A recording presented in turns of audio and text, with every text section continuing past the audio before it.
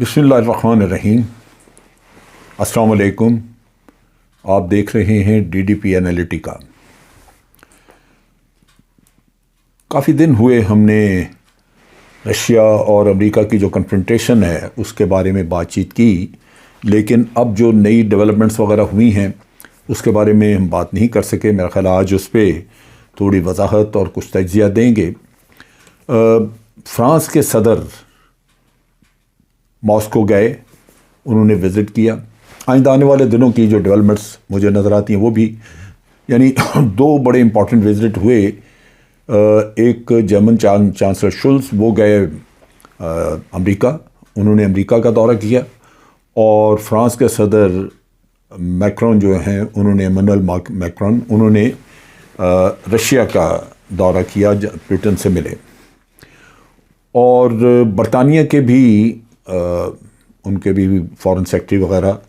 वो विज़िट करने का सोच रहे हैं। हो सकता है कि आइंदा कुछ दिनों में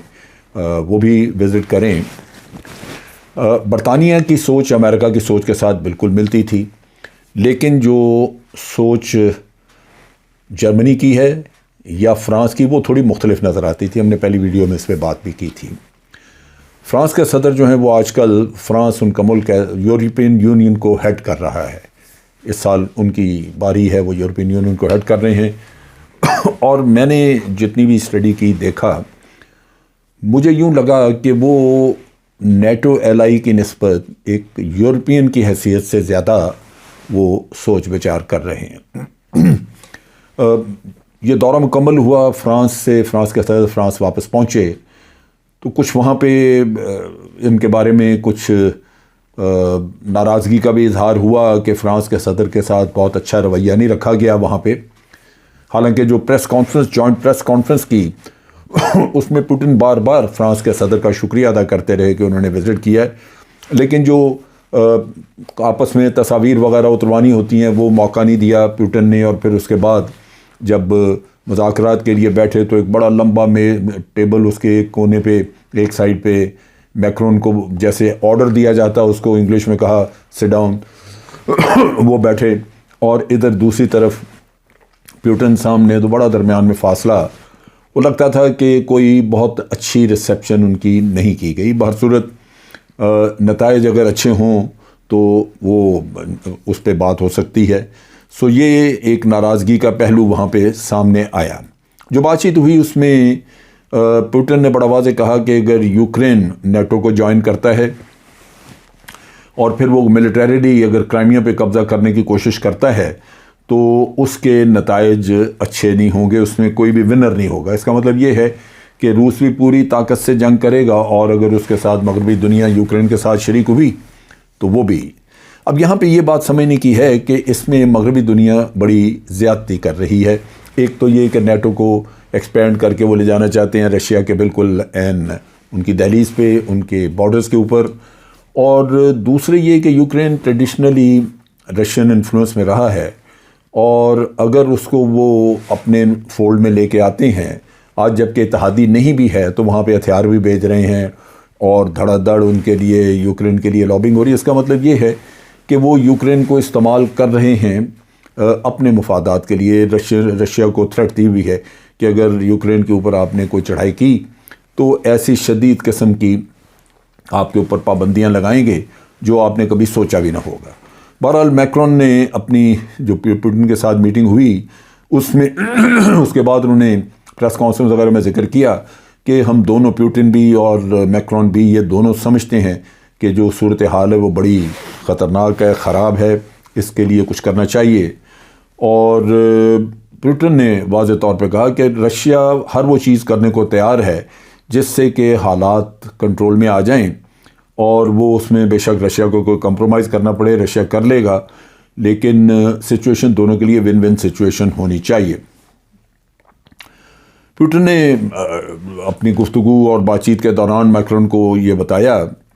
कि मैं समझता हूँ कि हम दोनों ये एक जो कंसर्न है हमारे, उनको समझते हैं, और ये भी समझना चाहिए कि ख़तरात यूरोप की सिक्योरिटी को, यानी दूसरे लफ्ज़ों में वो इंडिकेट ये करना चाह रहा था कि अमेरिका तो दूर बैठा है, अगर कोई जंग होती है तो تباہی یورپ کے لیے ہوگی۔ بہرحال میکرون نے اس کو زور دیا اس بات پہ کہ ڈی ایسکلیشن ہونی چاہیے اور بات چیت کرنی چاہیے، اور انہوں نے کہا کہ بات چیت ہی ایک واحد وہ رستہ ہے جس کے ذریعے بالآخر ہم امن کی راہ تلاش کر سکتے ہیں۔ اور اس میں انہوں نے کہا کہ اس میں سب سے زیادہ ضروری یہ ہے کہ ایک ایسی فضا قائم کی جائے جس سے یورپ کی سیکیورٹی، یعنی یورپ کی ایز اے کانٹیننٹ سیکیورٹی جو ہے وہ اس کا خیال رکھا جائے۔ باوجود اس کے کہ انہوں نے کہا کہ جو سچویشن ہے وہ بڑی کمپلیکس ہے، اس میں فوری طور پہ کوئی ڈیسائسو بریک تھرو نہ ہوا، نہ ہونے کی توقع ہے، لیکن آگے بڑھنے کے لیے بات چیت کرنی چاہیے۔ پیوٹن نے اپنی بات چیت میں یوکرین کے اوپر یہ الزام عائد کیا کہ یہ جو رشین سپیکنگ لوگ ہیں وہاں پہ ان کے رائٹس کو، ان کے ہیومن رائٹس وائلیٹ کر رہے ہیں، ان کے رائٹس جو ہیں وہ وائلیٹ کر رہے ہیں، اور رشین پاپولیشن جو ہے وہ ان کو اگنور کیا جاتا ہے، اور یہی وہ چیزیں ہیں جن کی وجہ سے ایک پرامن حل نکالنے کے راستے میں یوکرین ایک رکاوٹ ڈال رہا ہے، ورنہ یہ ڈونباس کا جو علاقہ ہے اس کے لیے سچویشن بات چیت کے ذریعے درست کی جا سکتی تھی۔ بہرحال میکرون نے کہا کہ جی آئندہ آنے والے دنوں میں بڑا یہ اہم چیز ہوگی کہ کس طرح ہم ڈی ایسکلیشن کرتے ہیں، ڈی ایسکلیشن ہونی چاہیے یوکرین سٹینڈ آف سے، اور اس نے کہا کہ میں پیوٹن کے ساتھ ملاقات کے بعد لگتا ہے کہ ہم اس چیز پہ کامیاب ہو سکتے ہیں۔ بہرحال پریزیڈنٹ پیوٹن نے بھی اس بات کا اعادہ کیا کہ وہ ایک کمپرومائز سولوشن کے لیے تیار ہوں گے۔ اس کے لیے انہوں نے کہا کہ جو پروپوزلز دی ہیں میکرون نے، ہم اس کے اوپر غور کریں گے، اس کو دیکھیں گے، اور جو پروپوزلز ہیں وہ بھی کچھ بڑی عجیب و غریب سی ہیں۔ ایک پروپوزل ہے کہ جی فن لینڈ کے ساتھ اس کو ایک نیوٹرل کنٹری کے طور پہ 1947 میں ڈکلیئر کیا گیا، یہ یوکرین کو اس کو فن لینڈائزیشن کہتے ہیں، وہ بنا دیا جائے، لیکن نیچرلی وہ یہاں پاسبل نہیں ہے اس طرح کا نیوٹرلائزیشن، اس کو نیوٹرل کنٹری بنانا، لیکن بہرصورت یہ انہوں نے ایک بات کی۔ اسی طرح کوئی انہوں نے سلوشن دیا کہ وہ جو منسک ایک ہوا تھا ان کا ایگریمنٹ 2014-15 میں، اس ٹائپ کا کچھ کر دیا جائے جہاں کچھ ان کے یوکرین کے ڈیفنس وغیرہ کے معاملات جو ہیں ان پہ کوئی کمپرومائز سلوشن بنایا جائے۔ یہ چیزیں تھیں جو کہ غالباً رشیا غور تو کرے گا، لیکن میرا نہیں خیال کہ اس پہ عمل ہو سکے، کیونکہ یہ چیزیں غالباً یوکرین کو بھی قابل قبول نہیں ہوں گی۔ بہرحال رشین وزٹ کے بعد میکرون جو تھے وہ یوکرین بھی گئے، وہاں کیا بات چیت ہوئی وہ اس کے بارے میں بھی انہوں نے کوئی خاص ابھی بتایا نہیں۔ بہرحال دونوں لیڈر جو ہیں انہوں نے اس بات کا ضرور احساس کیا کہ یہ بڑی وسط قسم کی کرائسس، بڑے عرصے کے بعد ایک ایسی کرائسس آئی ہے کولڈ وار کے بعد جہاں جنگ کے بادل منڈلا رہے ہیں۔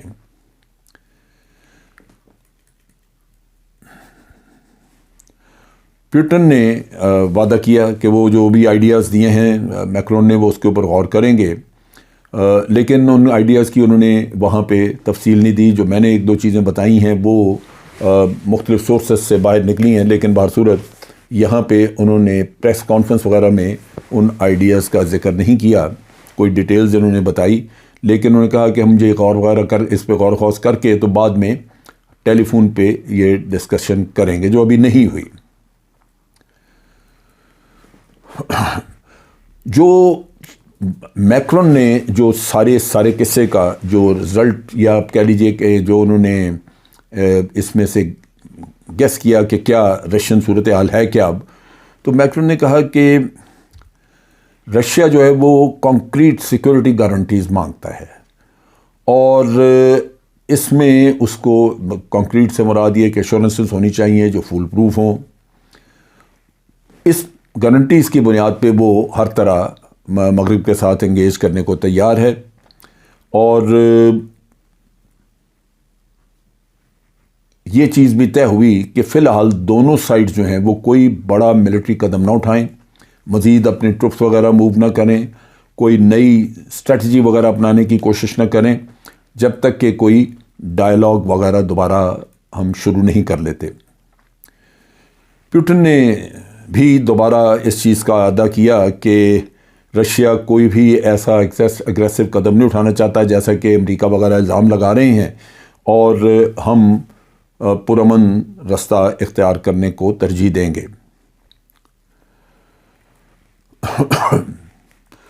اس نے واضح طور پہ کہا کہ رشیا تو قطعاً کوئی نیٹو کے بارڈرز وغیرہ کی طرف نہیں جا رہا، یہ تو نیٹو ہے جو یہ غلط کام کر رہا ہے کہ وہ رشیا کے بارڈرز کے قریب لا کے ڈپلائمنٹس کر رہے ہیں، اور امریکہ نے اپنے افواج بھی 3000 جو ہیں وہ ہنگری اور پھر کوئی 1000 کے قریب ادھر پولینڈ وغیرہ میں بھیجنے کا کہا ہے، اور اسی طرح برطانیہ نے بھی کوئی 350 فوجی انہوں نے کہا جی ہم بھی بھیج رہے ہیں کوئی اس طرح، اور پھر ہتھیار دھڑا دھڑ آپ یوکرین میں پہنچا رہے ہیں۔ تو ان چیزوں کی وجہ سے ٹینشن زیادہ ہے، جبکہ ماسکو کی طرف سے یہ چیز نہیں ہے۔ اب یہ انٹینس ڈپلومیسی دونوں طرف سے جاری تھی کہ دوسری طرف U S president Joe Biden, جو کہ جن کے پاس کہ جرمن چانسلر اولف شولز کہے ہوئے ہیں، انہوں نے واشنگٹن میں انہوں نے بھی ملاقاتیں کی اور پریس کانفرنس کی۔ یہ بڑی ایک یہاں پہ ایک جو فرق نظر آتا ہے وہ یہ ہے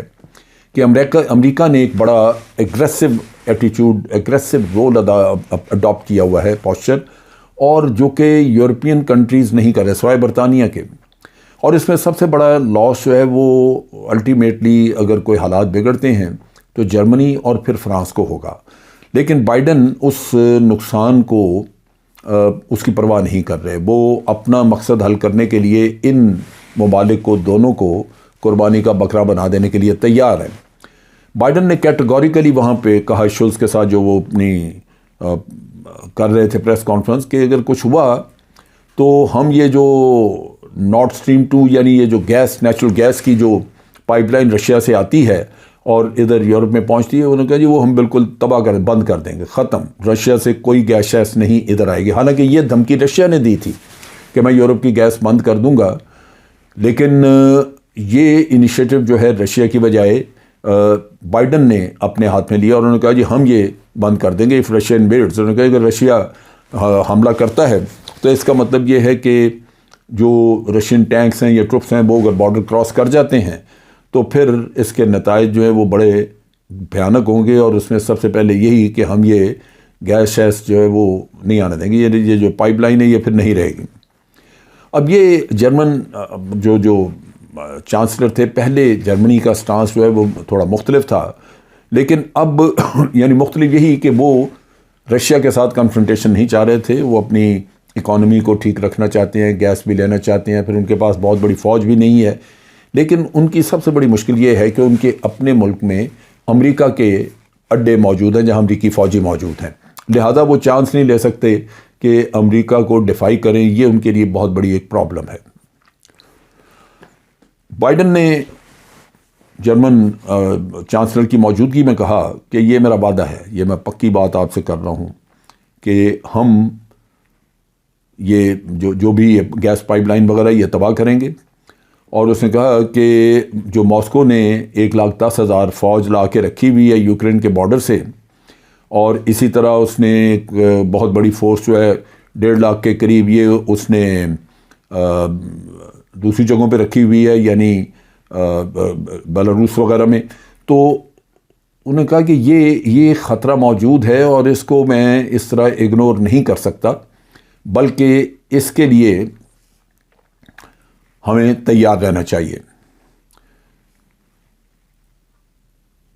انہوں نے کہا کہ یہ بھی غلط ہے کہ ہم پرماننٹ بین لگا دیں یوکرین کے اوپر کہ وہ ممبر نہیں بن سکتے، یہ درست نہیں ہے۔ سو مقصد کہنے کا یہ ہے کہ جو بھی حالات ہیں اس میں امریکہ ایک ایسا رول پلے کر رہا ہے جو کہ یورپین کنٹریز کے مفاد کو وہ نہیں دیکھ رہے۔ جرمنی کی گورنمنٹ جو ہے اس کے اوپر بڑا کرٹیسزم کیا تھا امریکہ میں بھی لوگوں نے، اور پھر یورپین کنٹریز میں بھی، جہاں انہوں نے دیکھا تھا کہ جرمنی اتنا کین نہیں ہے کہ اس مسئلے میں وہ آگے بڑھے اور اپنے آپ کو وہ پھنسائے۔ اب صورتحال یہ ہے کہ جو ڈس ایگریمنٹس تھے ان کے آپس میں جرمنی اور امریکہ وغیرہ کے، وہ تو میرا خیال ہے کہ امریکہ نے اس کو جرمنی کو دبا کے، اس کو دھمکی شمکی دھمکا کے تو وہ تو ختم کرا دی. اور جس طرح اس کا جو بائیڈن کا جو لہجہ تھا پریس کانفرنس میں، اس سے لگتا تھا کہ یہ اب جرمنی گیم ہار چکا ہے. چنانچہ جرمنی کا جو چانسلر تھے شولز، اس نے پریس کانفرنس میں جب بات چیت کی تو انہوں نے کہا کہ جی ہم تو بڑے قریبی الائز ہیں امریکہ اور ہم وغیرہ، تو لہٰذا ہم نے تو ایک مشترکہ پالیسی رکھنی ہے، مشترکہ لائحہ عمل ہوگا، اس کے تحت ہی ہم آگے بڑھیں گے. نظر آ گیا کہ امریکہ کا سٹانس جو ہے وہ جرمنی نے مان لیا ہے اور ہتھیار پھینک دی ہیں. اور پھر انہوں نے بھی تھوڑی بڑکیں لگائیں. اس نے جرمن چانسلر نے کہا کہ رشیا کو بہت بھاری قیمت چکانی پڑے گی اگر اس نے یوکرین پہ اٹیک کیا، حالانکہ پہلے وہ اس طرح کی باتیں نہیں کرتے تھے. بہرصورت اب صورتحال یہ ہے کہ یہ سارے زبردستی انہوں نے ان ممالک کو رشیا کے خلاف کھڑا کر دیا ہے. رشیا نے ابھی تک اپنے ٹروپس واپس نہیں کیے. رشیا کے لیے کیا آپشنز ہیں؟ پہلی بات تو یہ ہے کہ فرانس کے صدر نے جو انیشیٹو لیا ہے، رشیا اسی کو فالو کرتا ہے. امریکہ سے بات چیت نہیں ہوتی، لیکن فرانس ایک پازیٹیو رول پلے کرنے کو تیار ہے، جہاں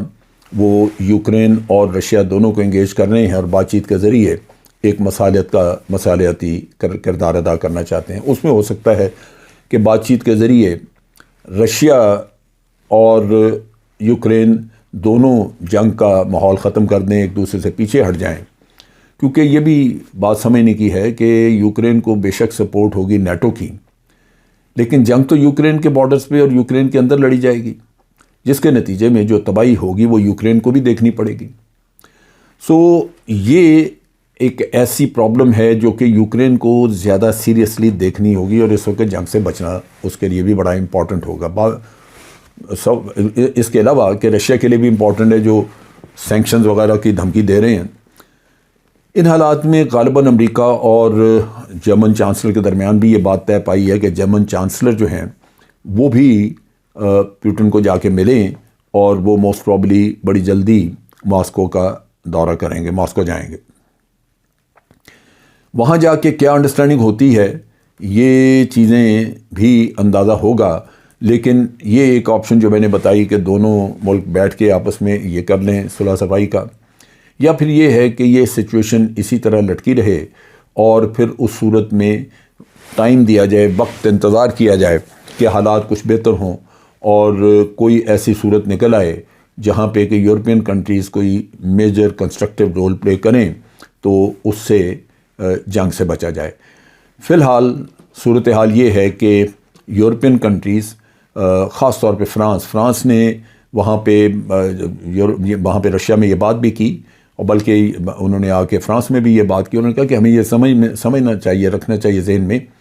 کہ رشیا بھی ایک یورپین کنٹری ہے، جو رشیا کا بہت بڑا حصہ یورپ میں آتا ہے، تو یورپین کنٹری ہے،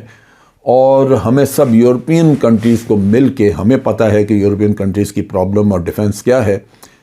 ہمیں مل کے اپنے فیصلے کر لینے چاہیے. اس کا مطلب یہ ہے کہ وہ کہیں نہ کہیں ان کے ذہن میں ہے کہ اس کھیل سے امریکہ کو تھوڑا دور رکھا جائے اور آپس میں کچھ حل نکال لیا جائے، کیونکہ اس کا جو بھی منفی اثر ہوگا وہ یورپین کنٹریز پہ آئے گا. وہ گیس کی لائن کٹنے سے ہو، اکانومی کا مسئلہ ہو، جنگ کا مسئلہ ہو، قتل و غارت ہو، لوگ مارے جائیں، یہ ساری چیزیں جو ہیں وہ یورپ کو دیکھنی پڑیں گی اگر رشیا کے ساتھ جنگ کھلتی ہے. امریکہ دور ہے، لہٰذا یہ بھی سوچ پائی جاتی ہے فرانس میں کہ ہم یورپین کنٹریز کے طور پہ آپس میں مل کے کوئی فیصلہ کر لیں. اگر یہ بھی ہوتا ہے تو تب بھی میں سمجھتا ہوں جنگ سے بچنے کا کوئی راستہ نکل آئے گا. فی الحال جنگ سے بچنے کا کوئی ایسی صورت نظر نہیں آتی، لیکن سب متفق ہیں کہ بات چیت کا راستہ بند نہیں ہونا چاہیے، ہمیں بات چیت کرنی چاہیے. آج کے لیے اتنا ہی. افواج پاکستان زندہ باد، پاکستان پائندہ باد.